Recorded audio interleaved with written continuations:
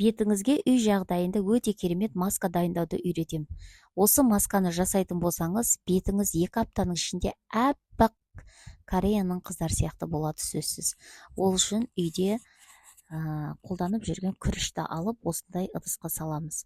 Күріш 100-150 грамм болса жеткілікті. Оны жақсылап суда жақсылап жуамыз.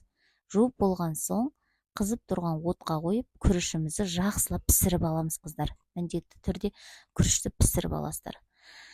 Күрішіміз піскен соң, оны жақсылап суытамыз. Суыған күріштің үстіне 1 қасық балды салып, оны блендердің көмегімен жақсылап араластыратын боламыз. Міндетті түрде жақсылап күріштеріңізді араластырыңыздар, қыздар. Күрішімізді жақсылап араластырып болғаннан кейін, таза бетімізге 15-20 минутқа жағып қоямыз. Жағып болғаннан кейін, достар, дәл осы масканы аптасына 2-3 рет қолданасыздар. Қалып кеткен масканы ыдысқа салып, бетін жауып, холодильникке салып қойсаңыздар, ештеңе етпейді, кейін қолдана бересіздер.